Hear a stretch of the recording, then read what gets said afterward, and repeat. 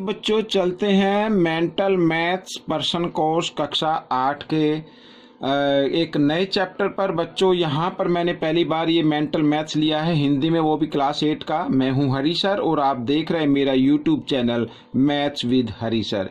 ठीक है, तो बच्चों यहाँ पर मैं आपको एक चीज़ बताने वाला हूँ कि जो स्पेशल हिंदी मीडियम के बच्चे हैं उनके लिए मैंने बनाया है, तो प्लीज़ आप इसको देखें, सीखें और दूसरों को सिखाएं।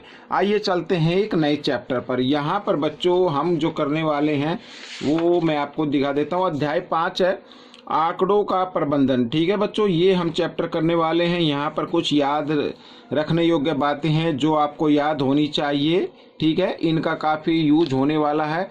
और यहाँ पर प्रश्न नंबर हम 1 में चलेंगे। यहाँ पर देखिए क्या लिखा है बच्चों। प्रश्न नंबर 1 पर लिखा है 8 व्यक्तियों का औसत वजन 2 किलोग्राम कम हो जाता है यदि उनमें से 70 किलोग्राम वजन वाले एक व्यक्ति को हटाकर नया व्यक्ति लाया जाता है, तो नए व्यक्ति का वजन ज्ञात कीजिए। ठीक है, तो यहाँ पर नए व्यक्ति का वजन ज्ञात करना है और लिखा है साथ साथ इसमें सीधा लिखा हुआ है कि 8 व्यक्तियों का औसत वजन 2 किलोग्राम कम हो जाता है। ठीक है, तो यहाँ पर 8 व्यक्तियों का कुल वजन हम निकाल लेंगे और उसमें फिर लिखा यदि उनमें से 70 किलोग्राम वजन वाले व्यक्ति को हटाकर नया व्यक्ति लाया जाता है, तो 70 किलोग्राम में से जो औसत वजन होगा मीन्स कुल वजन होगा 8 व्यक्तियों का, उसको माइनस कर देना है। ठीक है, आपका आंसर आ जाएगा। आइए करना शुरू करते हैं। तो यहाँ पर बच्चों मैं आपको दिखाता हूँ ये क्वेश्चन करके।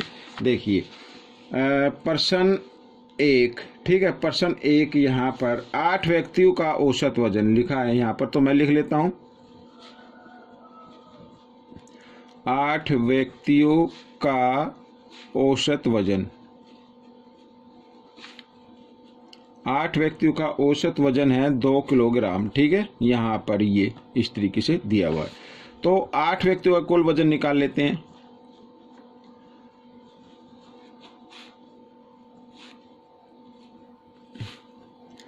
आठ व्यक्तियों का कुल वजन है बच्चों यहाँ पर 8 गुणा 2 बराबर 16 किलोग्राम। ठीक है, 16 किलोग्राम जो वजन है वो कम हो गया, यहाँ पर ये नहीं है। ठीक है, तो अब इसमें लिखा है नए व्यक्ति का वजन निकालना है। नए व्यक्ति का वजन, तो नए व्यक्ति का वजन क्या होगा बच्चों? देखो नए व्यक्ति का इसमें दिया है 70 किलोग्राम। 70 में से आप 16 घटा दीजिए।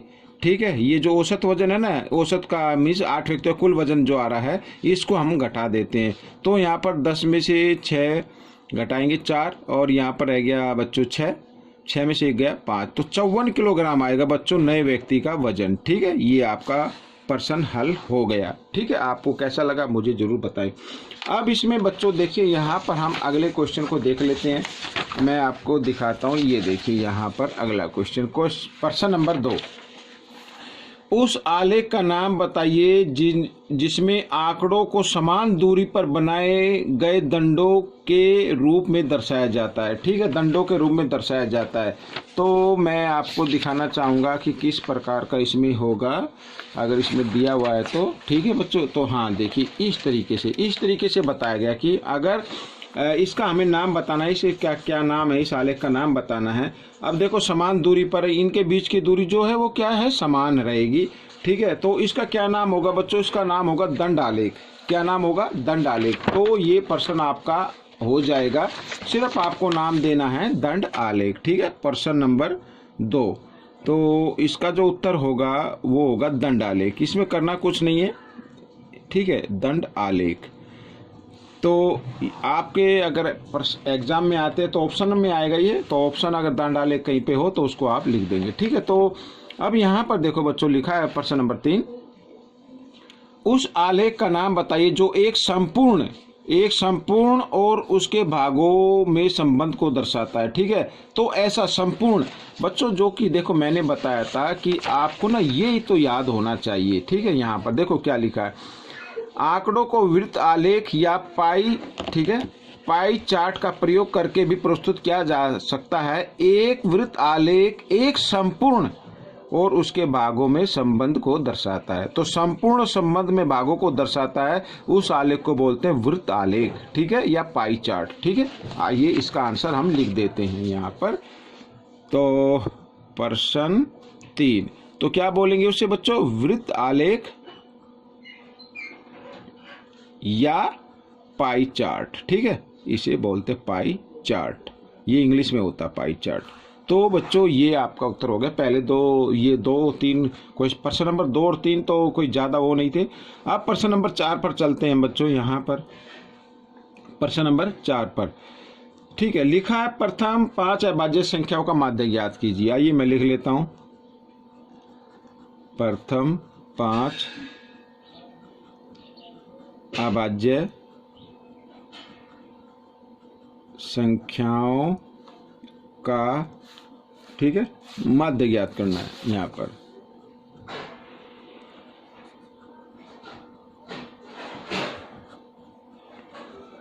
ठीक है, ये वाला। तो प्रश्न आपने देख लिया होगा, नहीं देखा तो आप देख लीजिए। लिखा है प्रथम 5 अभाज्य संख्याओं का माध्य ज्ञात करना। ठीक है, आइए करना शुरू करते हैं। तो यहाँ पर अभाज्य संख्या बच्चों, इसका हल निकालेंगे। तो अभाज्य संख्या क्या होती है बच्चों, देखो यहाँ पर मैं कुछ गिनती लिखता हूँ, 1 2 3 4 5 6 7 8 9 10 11, इसमें लिखता हूँ। अभाज्य संख्या वो होती है जो स्वयं के अलावा, ठीक है बच्चों, और 1 के अलावा, 1 के अलावा ये जो 1 है इसकी टेबल में आनी चाहिए या स्वयं की टेबल में आनी चाहिए, उसके अलावा किसी की भी टेबल में ना आए। ठीक है, तो वो अभाज्य संख्या कहलाती है। मीन्स पहाड़े में ना आए। ठीक है, एक को छोड़कर और स्वयं को छोड़कर और किसी के भी पहाड़े में वो संख्या ना आए। तो एक को तो हम काउंटर करते नहीं है। तो एक तो ये हो गई बच्चों 2, और एक हो गई ये 3, एक हो गई ये, ठीक है बच्चों 5, एक हो गई ये 7। ठीक है, तो हमें कितनी ज्ञात करनी है, एक हो गई ये 11, हमें करनी है 5, 1 2 3 4 5, हाँ 5 हो गई। तो एक को कभी ज्ञात नहीं करते। एक ना तो अभाज्य संख्या होती है बच्चों इसमें, ठीक है, और इसका गुणनखंड भी हम इसको लेते नहीं है, तो एक को छोड़ देंगे। अब हमारे पास जो नंबर आए उन अभाज्य संख्याओं को हमें जमा करना है। ठीक है, माध्य ज्ञात करने के लिए ये इस तरीके से। और कितनी बार लिखा, 1 2 3 4 5, जितनी बार लिखा उससे उसको भाग दे दो। आइए इसको हम जमा कर लेते हैं। देखो यहाँ पर 7 और 3 10, और 5 और 2 7, 10 और 7 17, 17 और इसमें से एक 18, मीन्स 28, 28/5 आ गया। ठीक है, अब 28 को 5 से भाग दे दो आप, 28 को 5 से भाग दे दो तो आपका माध्य आ जाएगा। तो 5 पंजे 25, ठीक है, घटाएंगे तो 3 आ जाएगा, और आगे कोई संख्या नहीं तो दशमलव लगा के 0 ले सकते हैं, 5 6 की 30, इस तरीके से। तो माध्य क्या आ गया बच्चों, यहाँ पर मैं लिख देता हूँ माध्य, ये जो उत्तर है ना यही माध्य है, 5.6।